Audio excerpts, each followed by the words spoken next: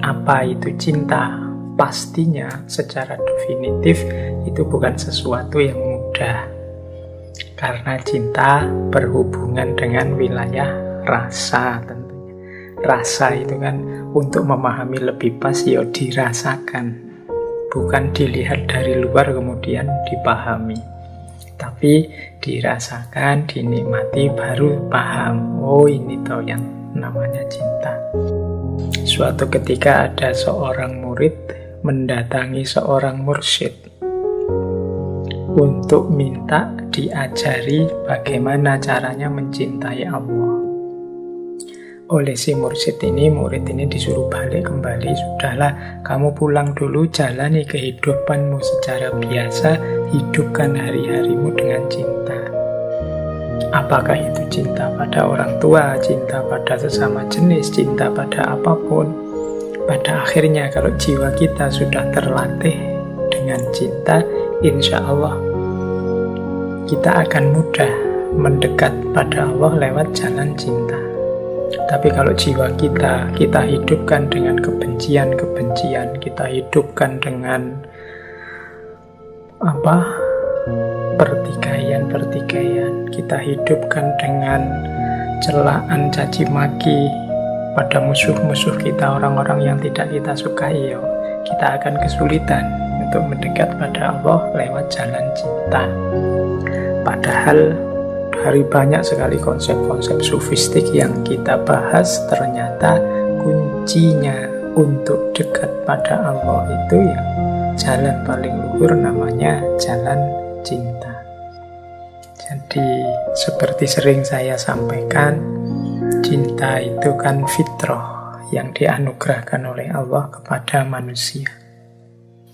Kalau saya bicara cinta, biasanya pertama-tama fitrah cinta itu kita tujukan, bayangan kita adalah cinta-cintaan antara anak muda yang sudah cukup umur. Biasanya di awal-awal usia remaja itu mulai muncul rasa ketertarikan pada lawan jenis. Dasarnya biasanya fisik. Jenisnya cinta itu ada 6. Ada, kalau pakai istilah Yunani ya, ini menggunakan terminologi Yunani, ada eros, ada mania, ada ludus, ada storge, ada agape, ada pragma.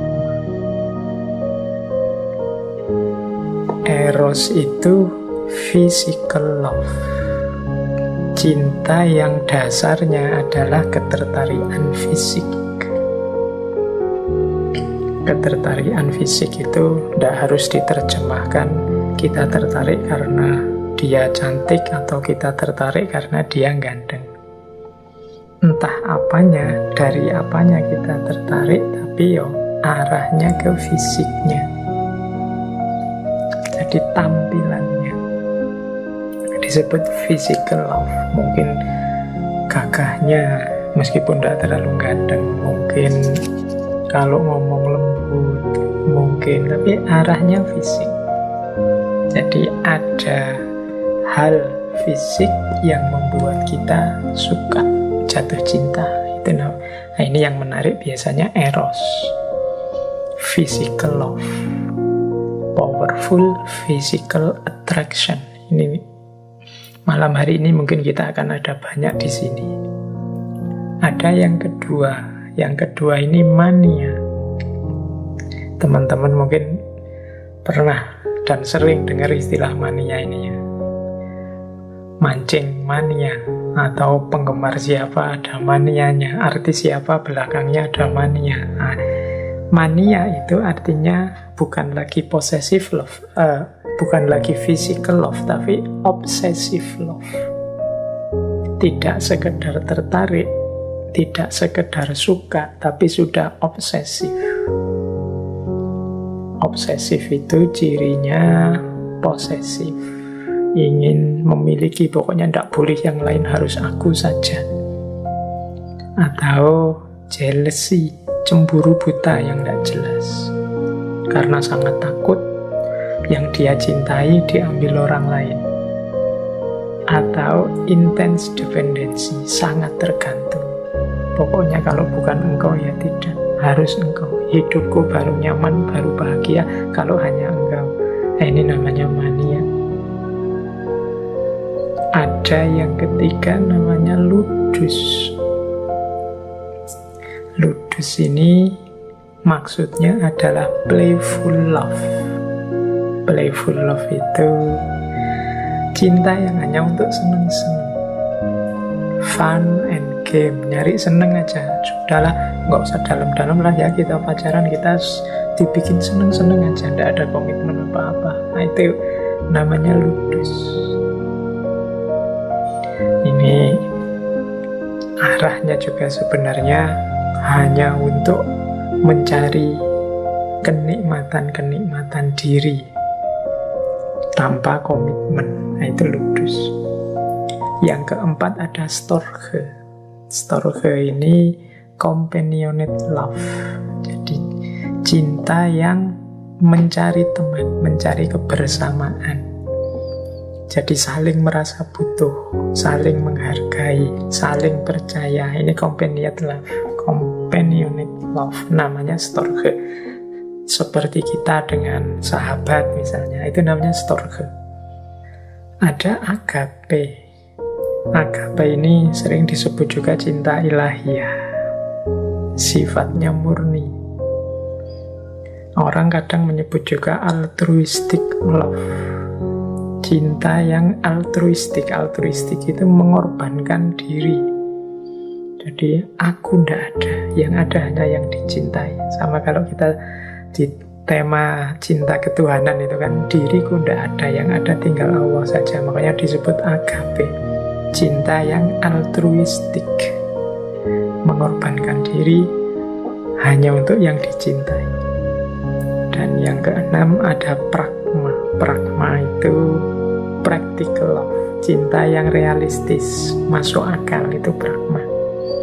Jadi tidak melakukan hal-hal yang konyol, pokoknya taktis, pragma itu. Jadi istilahnya practical love, cinta dalam dimensi praktis, dalam dimensi praksis. Oke, ini 8 tipe cinta. Ya silahkan kalau teman-teman mungkin sedang dalam hidupnya ada di momen love, coba dicermati love-nya itu eros, apa mania, apa ludus, apa storge, apa agape, ataukah pragma. Kalau dalam dunia pembahasan tentang cinta ada istilah star-crossed lovers. Star-crossed lovers itu ya istilah yang awalnya dari novelnya Romeo and Juliet ini. Jadi artinya star-crossed lovers itu sepasang kekasih yang dalam hubungan mereka ketemu takdir yang jelek, ketemu kekuatan-kekuatan di luar percintaan mereka yang mengancam jalannya cinta mereka. Jadi ini para pecinta yang bertakdir buruk. Itu istilahnya star-crossed lovers. Istilah ini terinspirasi dari dunia astrologi. Astrologi itu kan percaya bahwa posisi bintang-bintang itu mempengaruhi nasibnya manusia. Maka istilah star-crossed lover itu kan sebenarnya istilah bintang yang bersilangan. Jadi para pecinta yang takdirnya jelek. Oke, makanya kalau dalam budaya Jawa itu ada istilah petung. Petung itu dihitung, dikalkulasi situasinya, kondisinya pas apa enggak ketika ingin menjodohkan dua orang anak manusia. Ya ada yang pro, ada yang kontra. Kalau orang Jawa itu menyebutnya ilmu tipen. Mungkin juga bisalah dilihat, mungkin ada hubungannya dengan astrologi tadi, posisi-posisi benda-benda semesta, hal lingkungan sekeliling kita itu juga berpengaruh terhadap nasib kita. Jadi cinta itu, kalau dari frase ini kan, bisa aku rasakan. Tapi biasanya orang yang merasakan cinta itu ragu-ragu dengan aku ini cinta beneran apa enggak di awalnya. Jadi orang begitu dia mengalami rasa cinta, dia ragu sendiri, apa ini cinta? Kok katanya orang-orang cinta ini, cinta itu, teorinya begini, begitu. Begitu ngalami sendiri, biasanya terus bertanya, cintakah ini?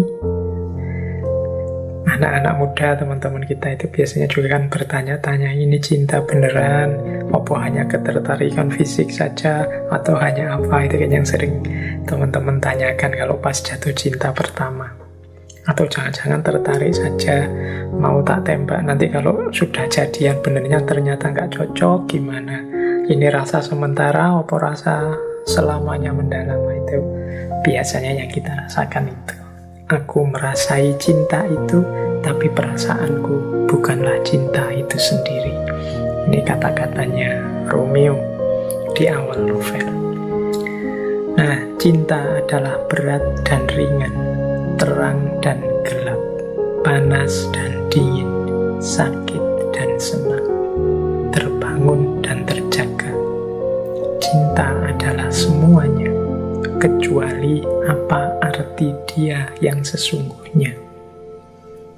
Nah, ini menegaskan banyak sekali teori-teori yang lain, konsep-konsep dari ribuan tokoh tentang cinta.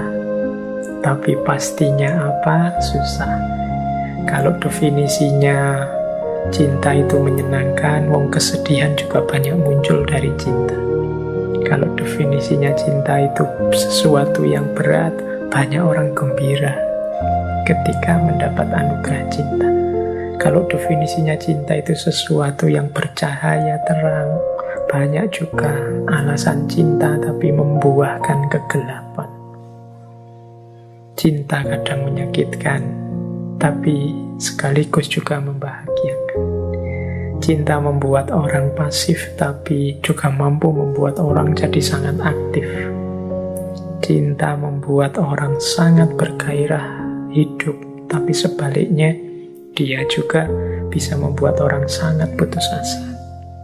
Nah, ini kan ada pasangan-pasangan, mungkin nyambung dengan tema kita bulan lalu, semacam yin yang, maka mendefinisikannya agak sulit. Maka cinta adalah semuanya, kecuali apa arti dia sesungguhnya.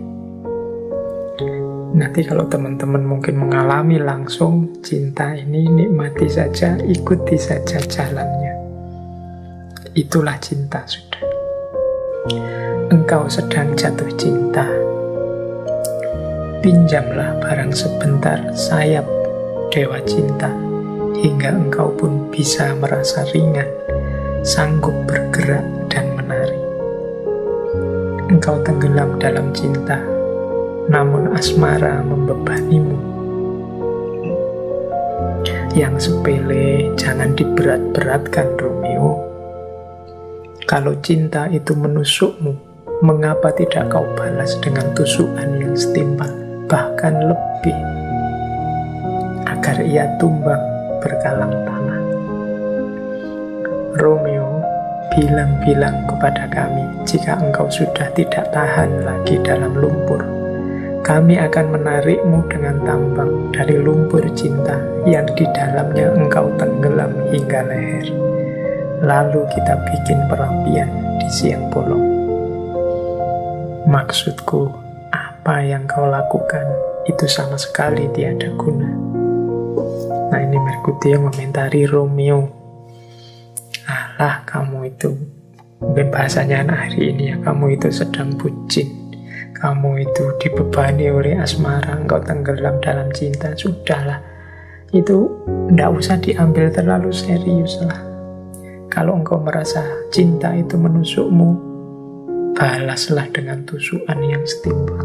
Nah, ini kayak kita ya, orang yang tidak ngalami cinta itu naik komentar enak, dia tidak merasakan. Alah gitu aja, malah cuma ditinggal gitu aja, yang lain banyak lah. mau-maunya sih kamu digituin oleh pacarmu. Itu kan komentar-komentar kita yang tidak ngalami. Tapi begitu ngalami, kita tidak akan bisa bicara seperti itu lagi. Ini pelajaran. Jadi kita ingat-ingat ya. Mungkin entah kapan kita berhadapan dengan saudara kita, teman kita yang sedang jatuh cinta, pahamilah situasi jiwanya. Bandingkan dengan kalau kita sendiri yang jatuh cinta. Jangan seperti yang disampaikan oleh Merkutio ini. Sudahlah, ya sudah, kalau mau dinikmati, kamu nikmati saja. Kalau bosan, ditinggal saja. Itu kan bahasa lainnya begitu. Jadi itu pelajaran kedua.